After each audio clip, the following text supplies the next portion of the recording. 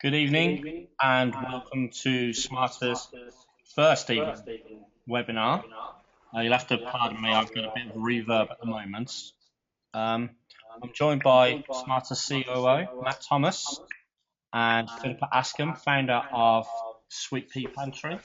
We're going to be talking about how to turn your passion into profit. And without further ado, I'm going to hand you over to Matt and Philippa.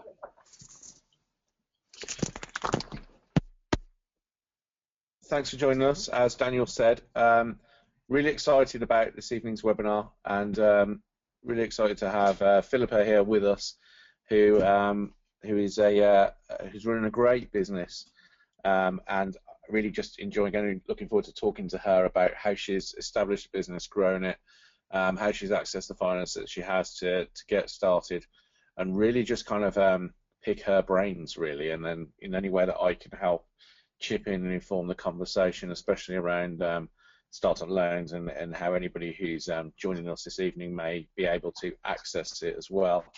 Then we'll go into that area. But I guess if we could start, Philippa, by you just kind of giving everybody an overview of what the business is and why you started it. Sure. So basically, Sweetpea Pantry is we make food products. Basically, we make bake-at-home mixes for children. Our emphasis was on finding ingredients and making recipes for things that were all natural, had a really strong nutritional element, and really just made it easy for busy parents. I mean, how it all began really was my business partner and best friend Tanya and I. We were very lucky. At the same time, things happened in our lives where we both kind of went, hey, let's look at doing something together. I don't think we're both natural entrepreneurs. We're not the kind of people who are constantly starting new businesses or getting out there trying to find new ideas. It was more what you often hear from people is it was situational. People were made redundant, or they have children, or they're looking for more flexibility or better use of time or making more money, whatever it may be. And we were two of those. I mean, Tanya had a couple of children. I just had a baby, and it was like, okay, hang on, here's a really great opportunity. We both want to do something. What should we look at? And we both love food. We knew it had to be about food. We're both great cooks. We love to come up with new recipes. We love to bake for our friends. So it was something we were really passionate about. We were passionate about nutrition, passionate about children and getting great food into children's diets. And we saw how hard it was for people out there. And so we basically, where we began was really just throw ideas around. We sat down over many glasses of wine and threw ideas out there, linking in all these things we knew we were passionate about and things we were good at, and just came up with a list of concepts. And what we did then was we went out and researched, and this is I guess my first tip of the night is really research your market and find out what's out there. I mean, we had lots of ideas that we thought were fantastic, were brilliant, we were passionate about them, but when we went actually out there and had a look what was already in the market or the actual logistics of making something happen, often ideas were just that, they were ideas and they weren't realistic, or it was too expensive or too challenging to actually do. So we ended up with our idea, which was these baking mixes for children. So at the moment we have 5 products. It was really important to us to have both sweet and savoury. We didn't just want to be biscuits and cakes and things. So we've got pizza bases, we've got pancakes which are gluten-free, and a couple of different biscuits, all with nutritional angles and all using superfoods like quinoa, chia, flax. We wanted to be ahead of the market, riding along with all these things that were coming out about being how nutritious they were, and reducing sugars. That was our other big thing we were really passionate about, was getting sugars down, using unrefined sugars. And that's really how we came up with the idea. So we started small, and we built the business from there. That's brilliant. Tell us what you did for that initial research stage.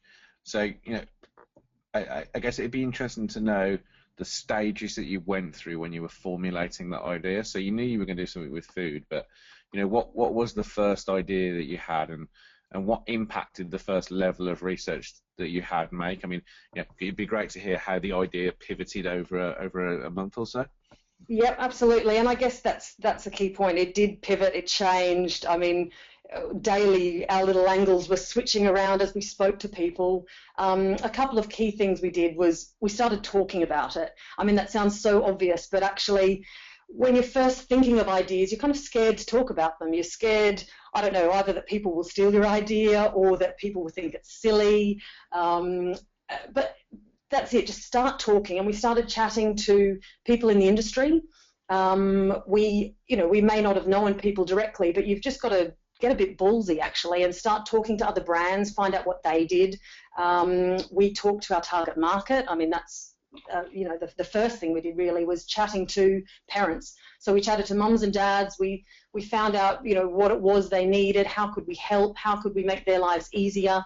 We held group sessions where we invited people over to come and talk about their challenges as parents, to talk about their food challenges with their children. As things progressed, we also then started testing our recipes on people and on children, which was always interesting. But it was really kind of looking at the market that was out there. I mean, our first ideas, we had all kinds of things. I mean, we had things like, kind of the subscription boxes. We had lots of these ideas have actually, other people have now done them, which is quite interesting. So there was obviously gaps there that people thought they could do. But for us, it was also really important to identify what we wanted from this business. Some people are happy just to make a bit of cash on the side and to give them something to do. Others obviously want to build it to be financially viable, want to build it to grow, to export, to sell the business at the end. And for us, it was really important we identified why we were doing it.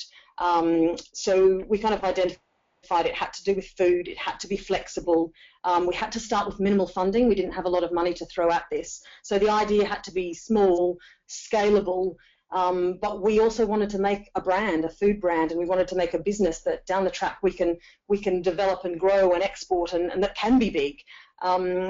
So in doing our research, it was really important to look at ideas and options that we could start small and take big. For us, that was really important. We did a lot of research. There's some amazing resources at the British Library where you can look at categories for whatever industry you're interested in, and get some real hard facts there as well as to what the potential is for what you're doing. But to be honest, the most useful thing we found was talking to people, friends, family, people you didn't know, people you met at parties, and people in the industry. So chatting to other brands out there and finding out what worked for them. I'm guessing there are people listening there thinking, "Oh my God, I thought I was ready to start and I haven't done any of this yet."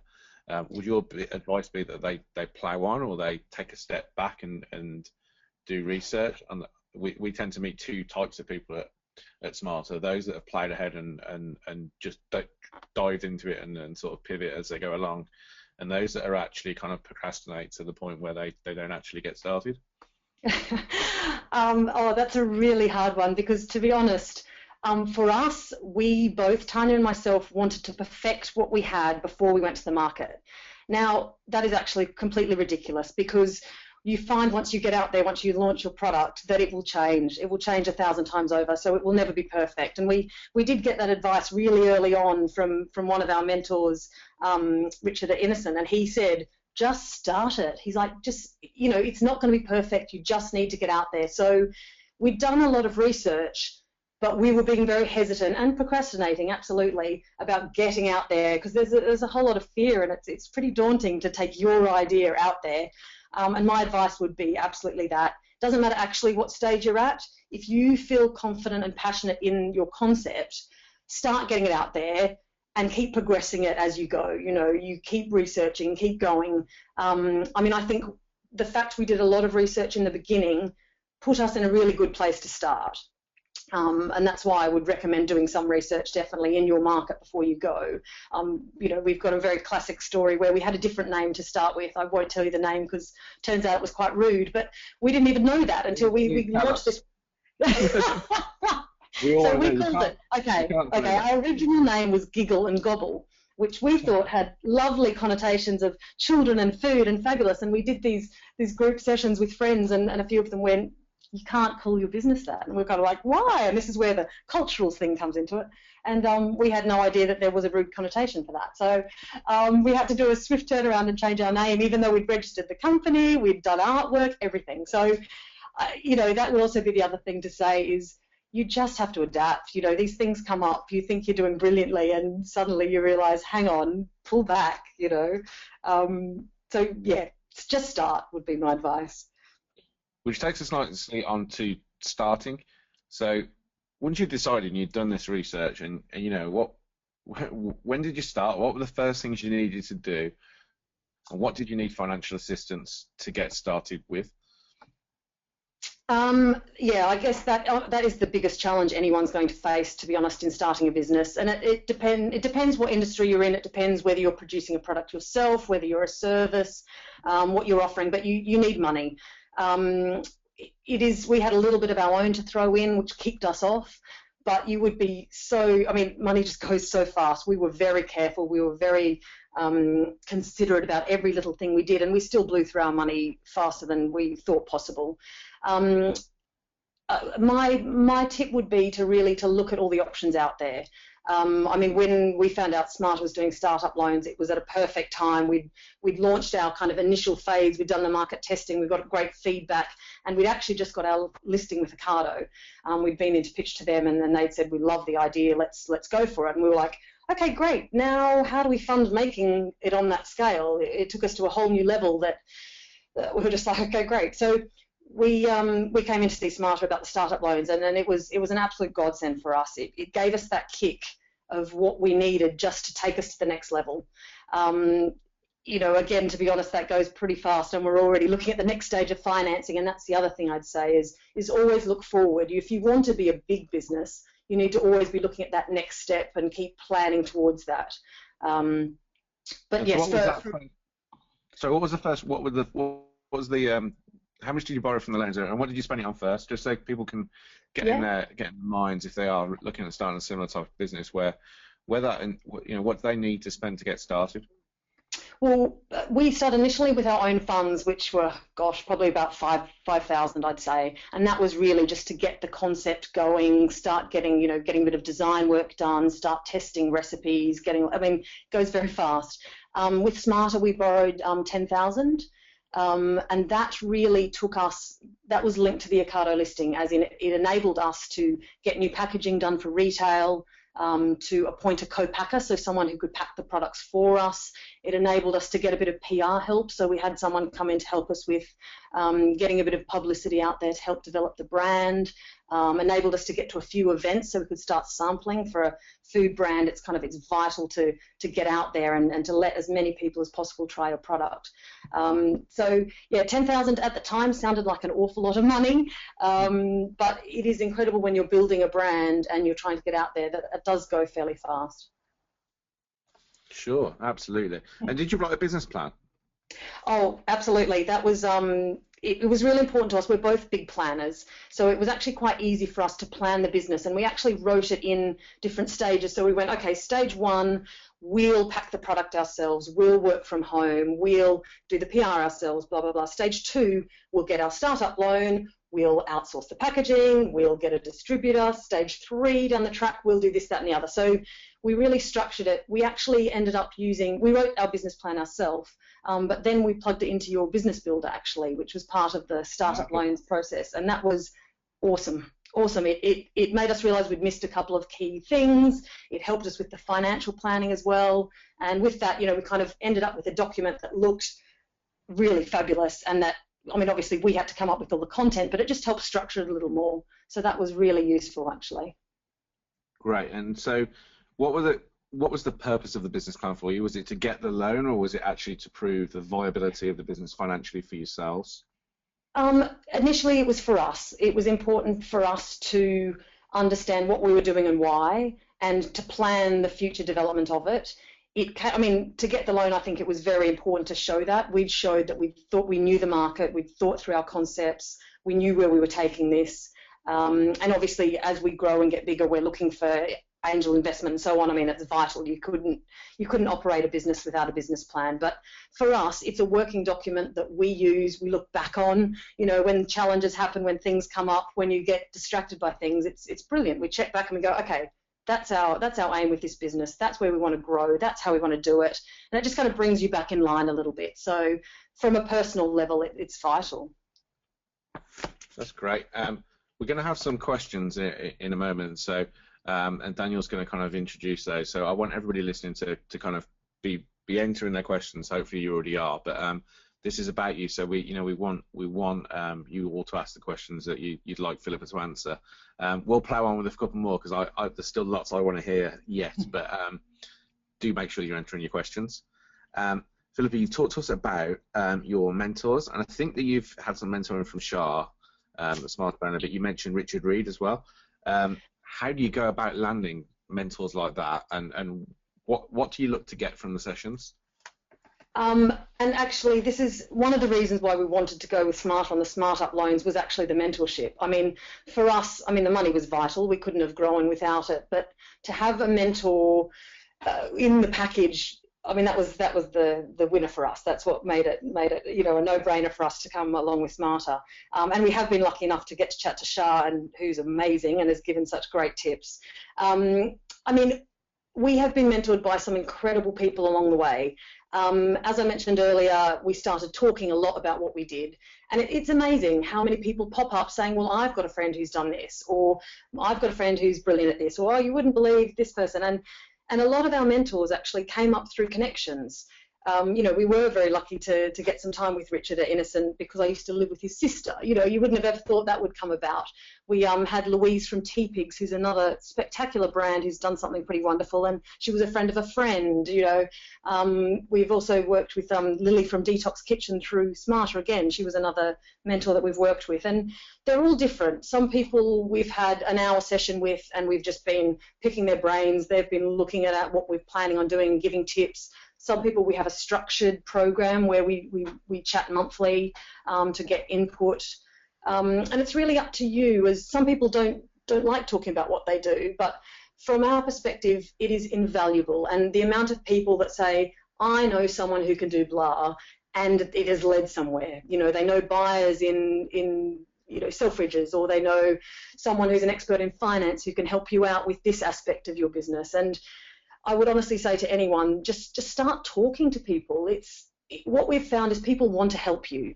Anyone who's been there and done it and has created a successful business or a successful brand, they want to help. They went through the same things. They love imparting their knowledge. They were helped by people along their journey too. So you have to be a bit bolshy. I mean, someone like Richard at Innocent, he's a busy man. He's got a lot going on. He's got everyone after him to get tips and advice.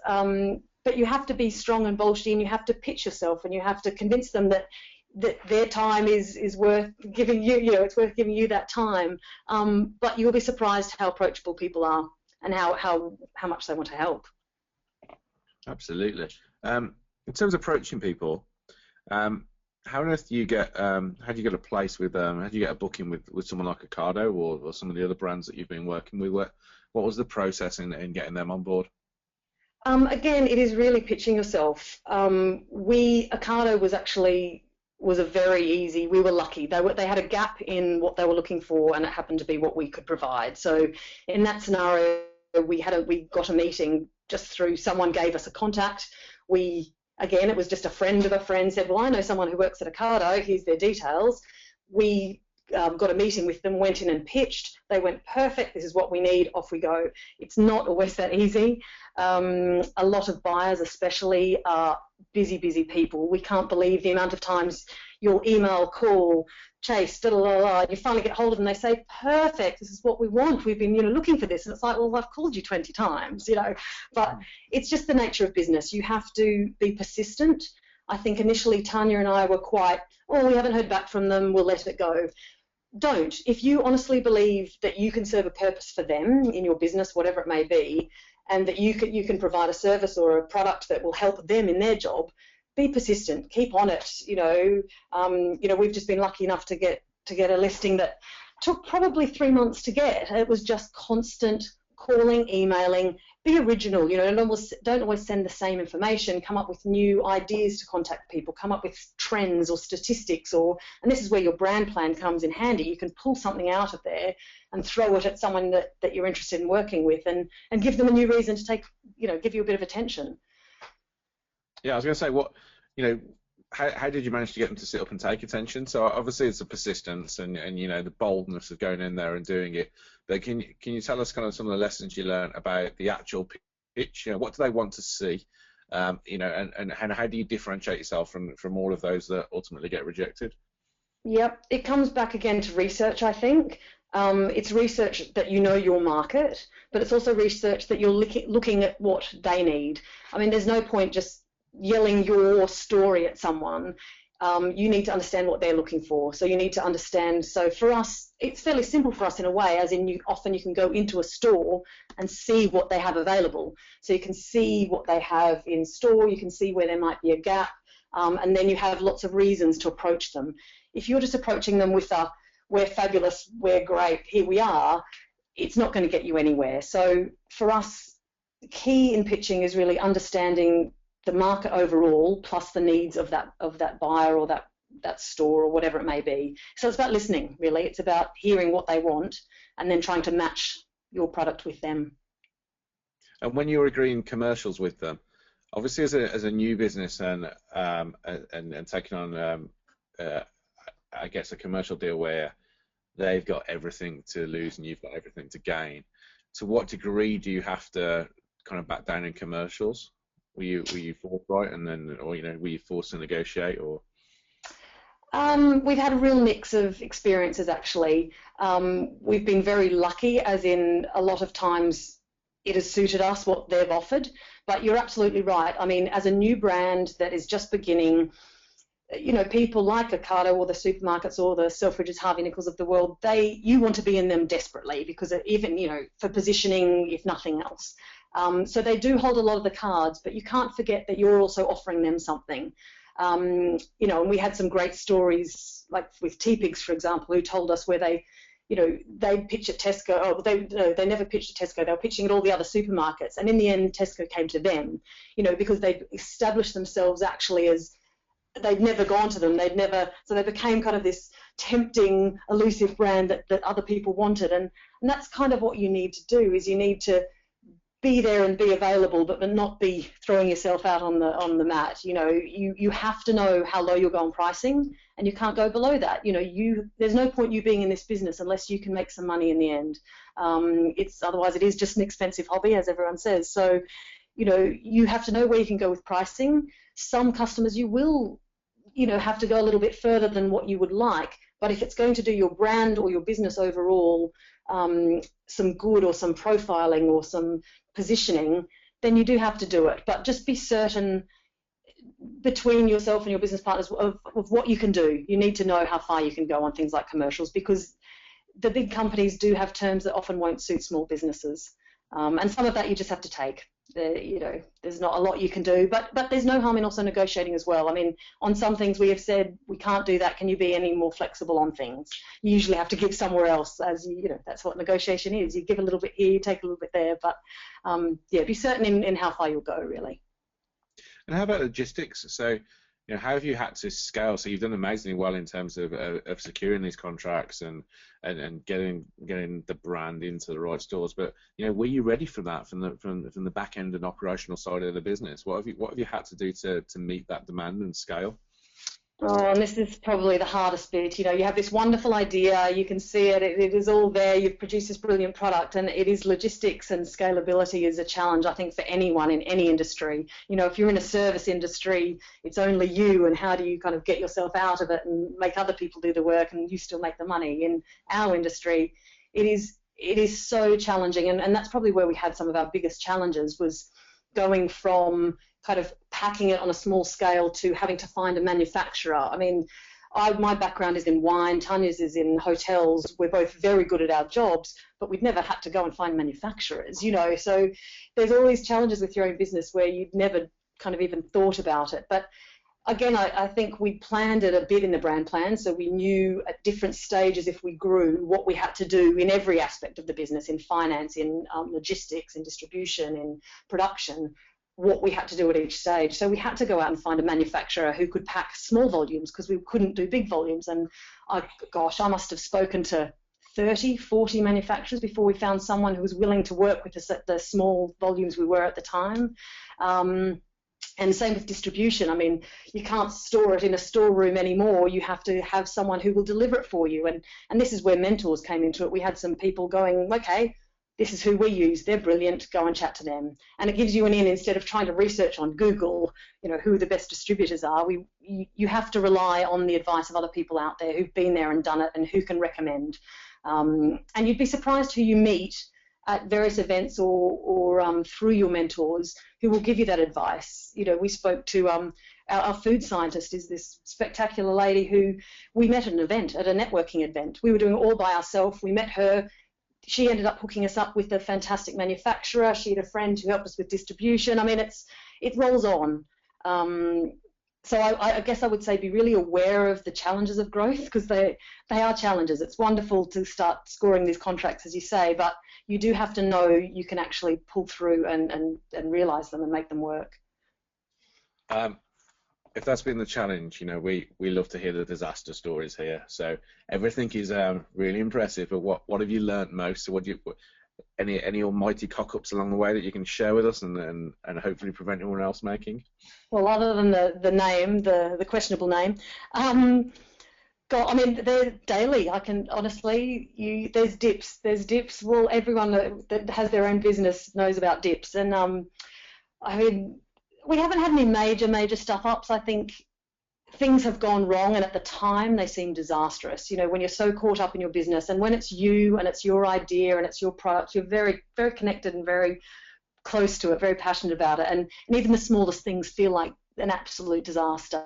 But I guess what we've really learned from it is you just actually have to ride through it. You just have to ride through it, and a few weeks down the track, actually something else happens, and you've forgotten that one and moved on. So I mean, I can't actually think of anything that we haven't managed to pull through, and I guess that's the approach. We've just tried to remain positive about it, and if something goes wrong, find a solution and move on, because you can really screw your head up about it if you got too caught up in it all.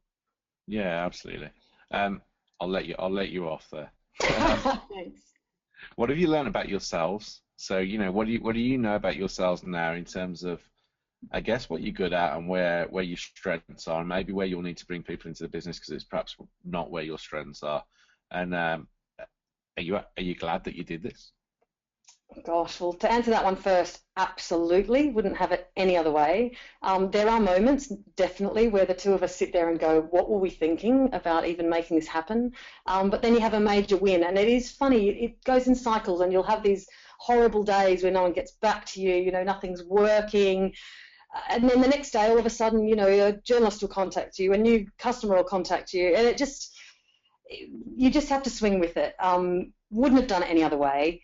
I think the best thing we could have done was do it together. For anyone, I would say, if you're thinking about doing it, if you don't have a partner, surround yourself with mentors, because the ability to have someone there to bounce ideas off each other, get a bit of clarification on decisions is really useful. We're quite different, Tanya and I. We've known each other since we were 5, so we have a long history. We are best friends. So we know each other's strengths and weaknesses. And there's things that, I wouldn't even look at, but Tan can sort in a flash. And there's other things that, she knows I look after. So we've learned a lot about, you have to learn your strengths and weaknesses and be honest about them. And there's nothing wrong with not being great at everything. I think that's the other challenge for business owners, is you want to do everything yourself, especially when you don't have the funds to pay someone to do it. But you can't do everything yourself. And we've had to go, okay, our strengths are this. I'm going to focus on marketing. Tanya focuses on sales. We need help with finances. We need help with down the track getting more publicity. And we just identified all those things. And you just have to be honest about it and roll with it. But you learn a huge amount about yourself and about how you operate. And but it's all positive. I wouldn't have it any other way, to be honest. That's brilliant. There's one thing that I did want to ask just before we get onto the questions from everybody that's listening. You mentioned that you'd used a PR company early on. What influenced that decision to bring in an agency? And I'm guessing that took a considerable slice of your marketing budget, when a lot of people don't even have a marketing budget to start with. So why were you so confident to spend that money early on? It was an interesting decision, especially because my background is marketing and PR. So I could have done a lot of the work. What we found when starting a business is that my job wasn't marketing and PR. My job was finance, distribution, planning. I mean, there isn't enough hours in the day to even do one small section of the job. We were very lucky that we met an agency who were happy to grow with us. So they, often agencies charge quite hefty fees, but we thought it was very, very important if we're developing a food brand to be developing the profile around the brand. And to be honest, if you're not known out there, people don't know where to find you, people don't know about you, you're not going to sell. And so we thought it was very, very important to build our profile in trade media as well as in consumer media. We've only done it in a very small way because we haven't had big budgets to throw at it. But we were lucky enough to meet a great agency who could see that while we didn't have money to put in now, we had potential to be big down the track, and they were willing to work with us on a case-by-case basis. So they're not making money out of us now, but obviously they're hoping to down the track. And again, that just comes from talking to people. We spoke to a lot of agencies. They're like, well, unless you've got $3 to $5 grand a month, we're not interested. We couldn't believe that. Like, oh gosh, we're nowhere near that. But we found the right people, and they understand us. They're young, they're happening, and often you'll find agencies will take on small clients as well as some massive ones, and they balance out their portfolio. So again, just get out there and talk to people and find people who are willing to work with you, because if people believe in your idea, they will be happy to go along the ride with you. What do you think has been the most PRable angle for the business so far? So, what have you had most success with PRing? It's really, for us, the story is children and nutrition. There is other people making mixes out there, but there is no one else with this strong superfood angle about getting nutrition into foods kids love to make and eat. And that's also why the agency was quite keen to work with us, is there was a lot of stories. There's a good story with Tanya and I, how we started, where we came from, why we're doing what we're doing. There's a great story with the product. We're quite lucky, again, we had a friend who was a designer who did all our packaging design, and she did an amazing job, so people love the design and where that's going. So we had lots of stories involved in our product, and that would be something I'd say is know your stories. Every single product, no matter how thrilling or stereotypical or boring it may be, there is always stories, and you just need to start talking about them and getting them out there. For us, that was definitely the children angle and the nutrition angle. And you've managed to build up a kind of a loyal following of customers, which is great to see. How has that evolved, and what do you think you've done to harness it? We've done a lot of social media. I know everyone talks about that, but to be honest, when you're a small business with no marketing funds, it is the best way of reaching out to people. Again, we were lucky because we know our target market is parents, so it's quite niche, really. You know who you're going out to. There's a lot of bloggers out there who write about parenting and the challenges of parenting and the challenges of feeding children and giving children activities. So we knew that there was a market out there that we could speak to, and that's what we did. We connected with a lot of people through Twitter, through Facebook. There's a lot of amazing groups out there as well. We weren't that confident to start sprouting our message early on because we didn't really know people, we didn't know the industry. But once you started connecting with groups, there's things like all the hashtag groups. There's Women on Wednesday with Jacqueline Gold. There's Theo Pafitas has a Small Business Sunday where you tweet about your business and little things like that. Like we got mentions through them, and it just grows your fan base, really. People suddenly go, oh wow, that's what you do. This is what my issue is. Can we talk about it? And it is just about spending the time really to put your message out there, but give people a reason to chat to you and to connect with you. That's great. We're going to take a few questions now from people. Just before we do that, then obviously Philippa's here. She's going to answer all your questions. I'd love you to find out more about her business and how she's grown it. Also, remember that I'm here and we can talk to you about Smarta startup loans. So despite what it says on that slide, you can access up to £25,000 of money for your business as long as you have been trading for fewer than 12 months and you are not registered with another startup loans organisation. So if you'd like to know more about that, then feel free to ask questions on the loans as well. We can answer all your questions now. Likewise, you can get in touch with us afterwards. You can apply directly onto the site, or you can click on the link that you can see on the slide where you get a free startup free start loan group mentoring session with the whole of the Smarta team, and we'll also be fast tracking people that apply directly from tonight's webinar. So questions for Philippa, questions for me about loans. Daniel, what have we got to start with? Okay, first question we have is from Steph Kelby. They've asked, how did you narrow down your target market?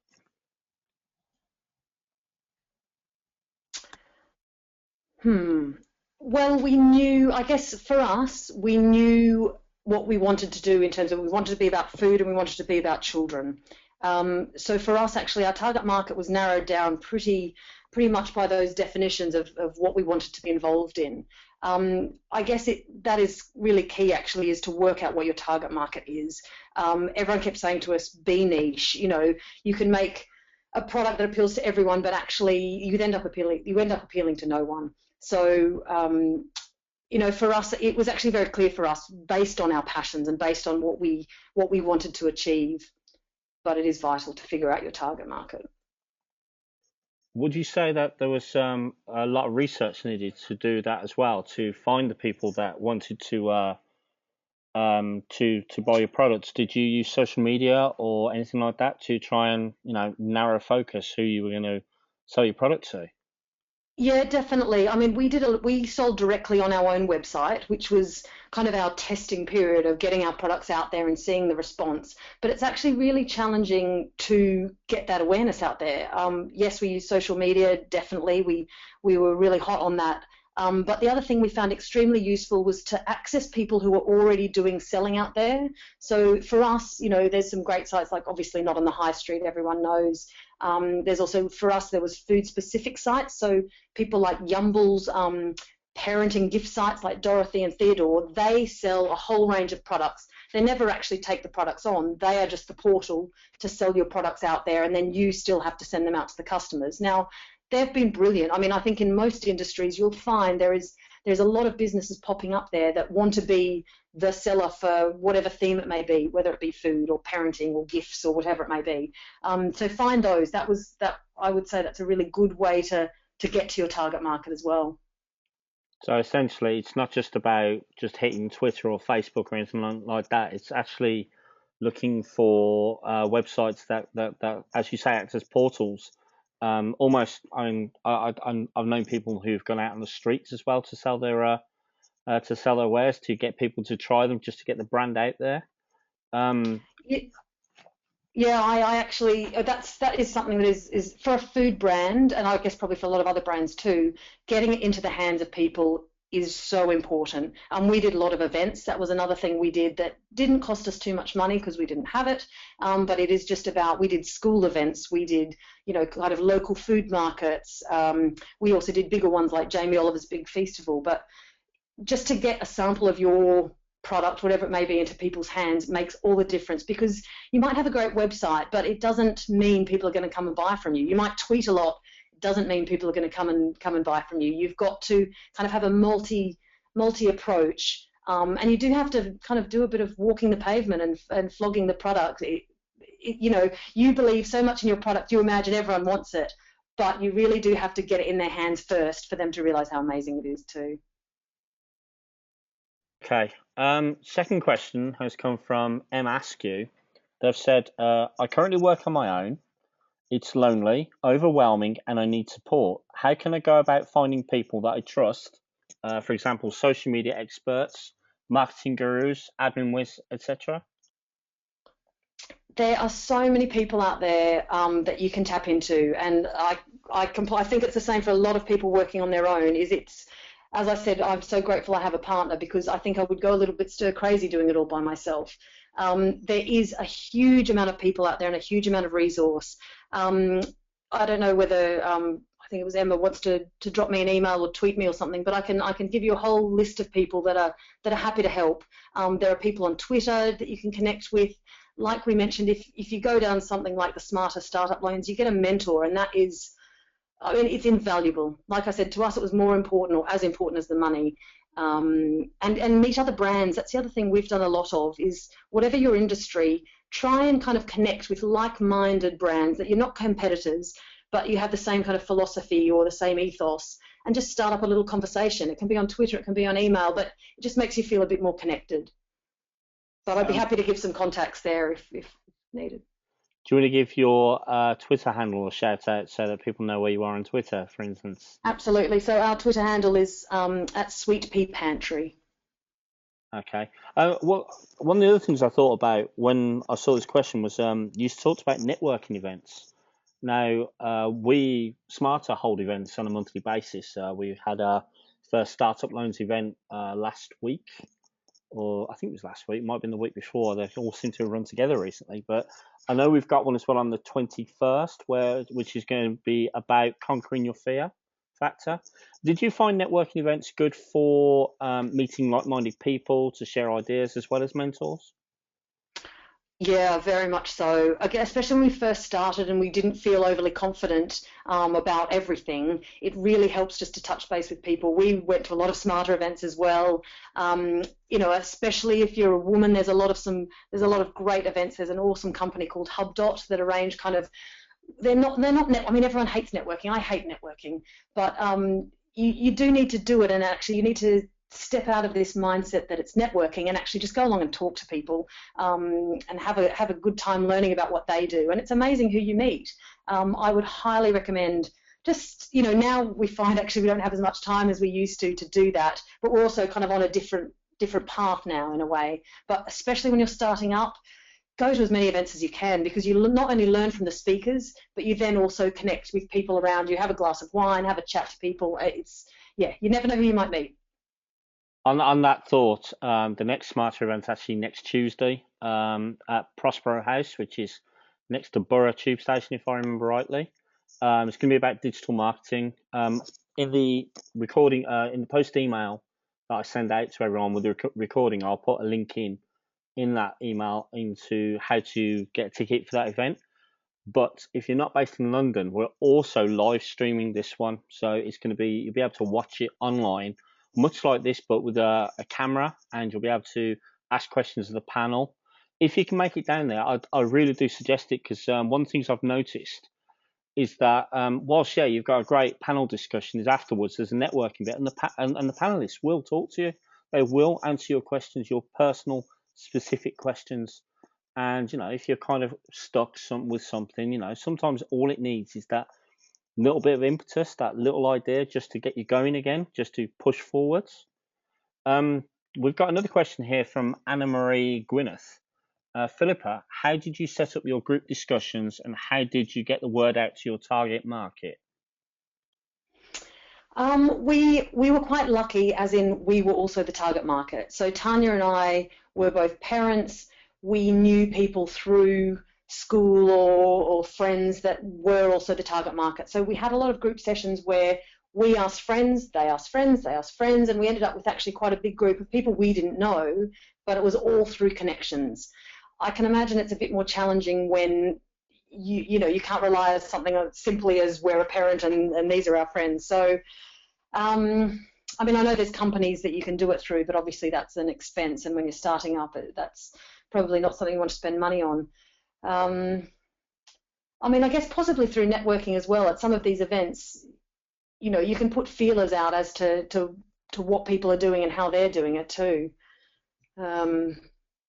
Connecting with like-minded brands, they'd have opportunities to kind of put you out there. We did a lot with bloggers. That was the other thing I would say, is bloggers are your target market. If you can find ones in your industry, and they talk to a lot of people, so they kind of have a really good feel for your market out there. So I'd highly recommend kind of trying to connect with bloggers on their blogs, on Twitter, and chatting to them about your market too. I think a good piece of advice is to find products like the one that you want to get out there, and maybe to Google them and see what kind of blogs have reviewed them, and get in touch with the bloggers who have done that to see who's tweeted about it, that sort of thing.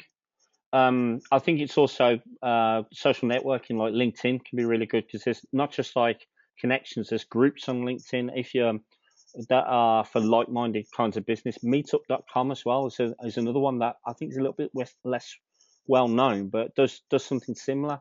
Has groups of people who meet up on a regular basis to discuss, similar interests.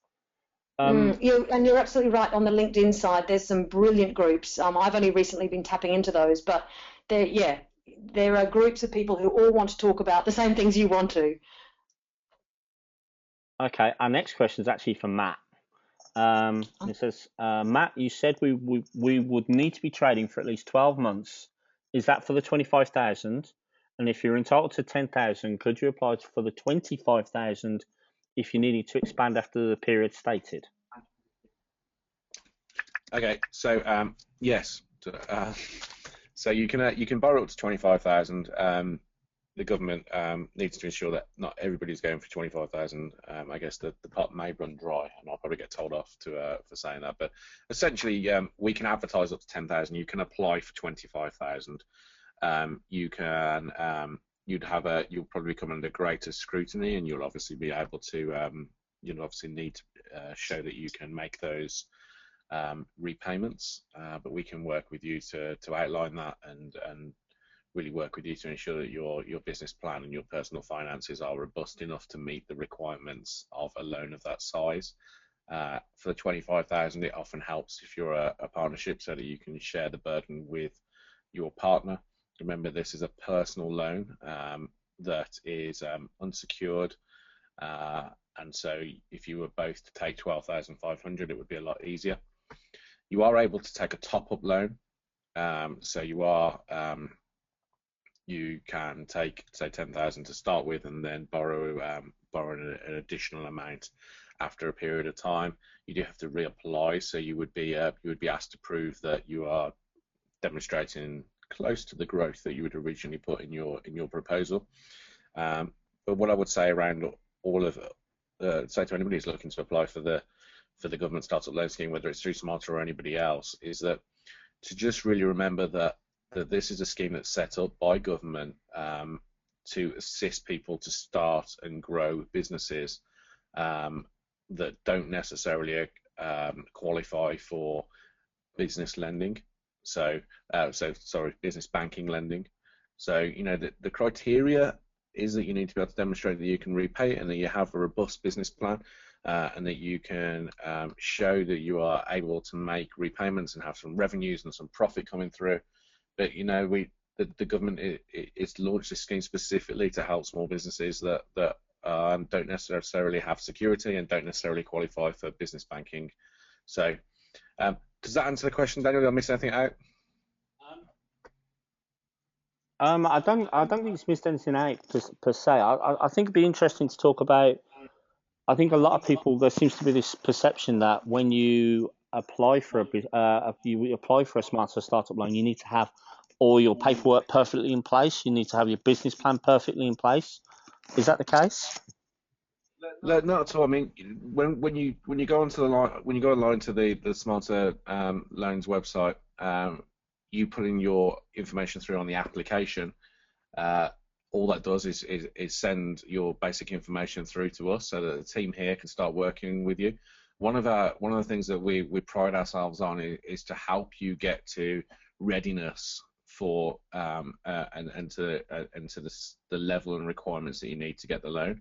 We're on your side. We want you to get the loan. We're very transparent about how we are supported and financing on the back of people getting loans. So we want to do everything we can to help you do that, and that includes working with you on your business plan, your cash flow forecasts, and your personal finance documentation as well. So it helps us, certainly helps move things along as quickly as possible if you're able to give us as comprehensive a business plan and application and forecast as possible. But we've absolutely got the people here to help you, and we consider it part of our role to do that as well. So if you've never done a cash flow forecast before, if you've never done a business plan forecast before, there are templates available on the application that can help you do it. And when you click and send and apply on the site, then it's not the final step. All that'll do is bring it to our team here. He'll be able to sit and work with you and go through exactly what you've got in the model, and how we think it might need to be amended, or where you need to accentuate certain elements of your plan in order for it to work for you and then work for the application as well. It'd be good to hear Philippa's insights, if you don't mind sharing, Philippa, of just what that stage was like. So I'm sure we worked with you just a little bit on your application before we actually submitted it through for approval. Yeah, definitely. Just to second that, I mean, I kind of came in not really knowing whether I'd quite got it right. It was a bit like, oh my gosh, is this gonna get approved, kind of thing. What was amazing is I came in for the day, and our business plan was very strong, but our finances probably left a lot to be desired. We didn't even have an accountant at that stage, so it was all a bit hazy, and it was brilliant, simple. You know, sat down with your team, they worked through everything. I mean, I actually learned a huge amount from the session, and then actually we were set up to work correctly going forward so that we could get the loan. I mean, you know, I've said this before and I'll keep saying it. It was the smoothest process ever. It was absolutely fantastic. And I highly recommend, even if you're just a bit hesitant, I mean, go and check it out, chat to the team and see what they can do for you, because, yeah, you get all the help you need to actually set yourself up properly to get the loan.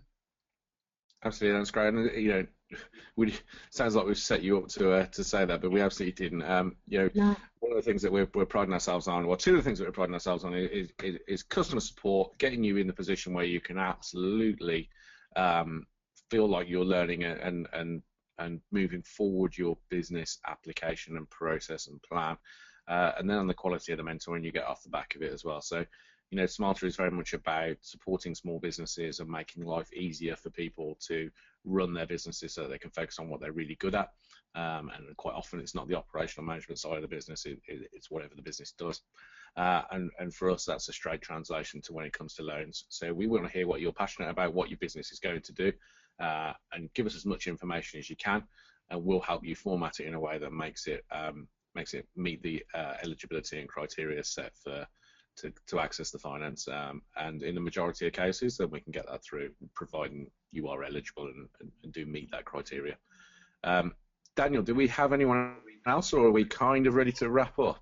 There is one more question that's actually come through via my email, strangely enough. It's come from Sarah, who runs Sarjuice. How do you ensure you get your marketing right? I've just set up a juicing company. Gosh, that's a huge question. Do we have enough time? Again, Sarah, definitely get in touch. I'd be happy to chat with you about that in more detail. I would just say it is really getting your marketing right is everything, because sales and marketing are so closely intertwined. You need to know your brand message. You need to know how you're going to get it out there. A lot is dependent, obviously, on how much you have to spend, because most things cost money. It's quite challenging to find free marketing, but there is free marketing out there in terms of social media, in terms of working with bloggers and press. You know, often they just want samples. If you're a juice company, you've got a great product that you can get out and sample.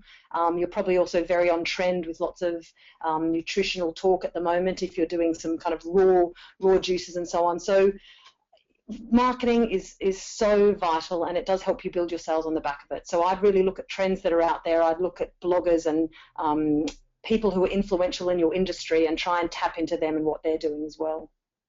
And I would just add that I think it depends what type of marketing you're talking about. So I think for social media, then it's kind of there's a long-term reward then. You need to be thinking about, you know, kind of like what is sanity time, what's vanity time, and am I really kind of getting a return on this? But equally, what is the return that you are expecting to get as well? And I think objectives-focused reversed engineering for marketing is something that we really believe on here. So for different elements of our business and different types of marketing, and we do everything from social media to Google AdWords spend to flyers to events to content marketing, to affiliates, and we just make sure that we set clear objectives and goals and KPIs and measure everything so that we can just really see, you know, like if we're spending £1,000 on AdWords, then what do we expect to get for it? Then what do we actually get for it? And if we didn't get what we wanted, or if we got more for it, then what were the KPIs that we can put in place to make sure that we're measuring impact and why the results are there. Likewise, if we're doing a burst of social media and we're allocating 50% of someone's salary to that, then what are we looking for? And it might not be straight conversions into sales for social media, but it might be like a number of followers or a level of engagement, or some customer satisfaction. And I think if you're if you're objection focused and you're looking to reverse engineer objectives from your business plan into your marketing spend, then you're more likely to get a return on investment and feel like you're a little bit more in control of that spend.